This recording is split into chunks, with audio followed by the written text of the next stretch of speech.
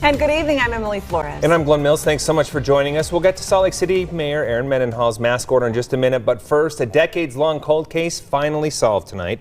The Jane Doe of Millard County now identified. Yesterday, we first reported the possible connection between Jane Doe and Sandra Matat of Salt Lake City. Today, police confirming that. Each missing person has a family, and for them, the search continues. Here's ABC4's Marcos Ortiz with Missing in Utah.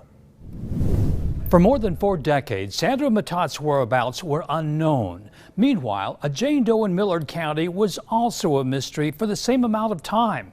2 years ago, the case was reopened following a podcast. Back in 2019, we started researching some of the bodies and victims that had been attributed to a serial killer in Utah. And one of them was a Jane Doe down in Millard County. In 1979, Leonard Watt stumbled upon the skeletal remains of a woman near Cove Fort. The woman's never been identified, and 4 years later, she's come to be known as Jane Doe. It was during a podcast by the Utah Cold Case Coalition that a name was thrown out of a missing Salt Lake City woman. One of our volunteers had come up with Sandra Matat as a possible match.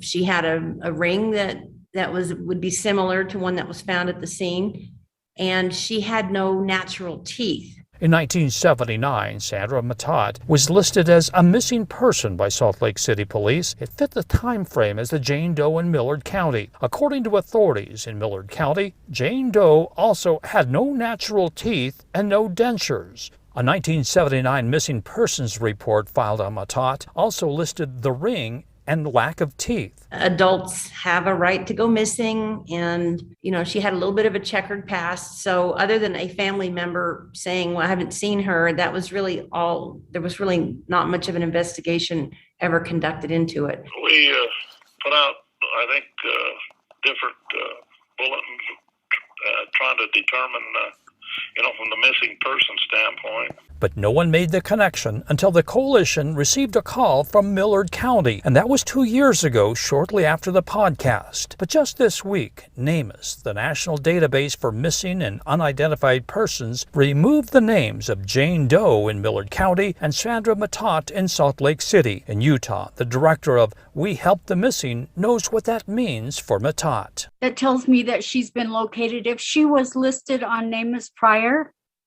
then she has been located.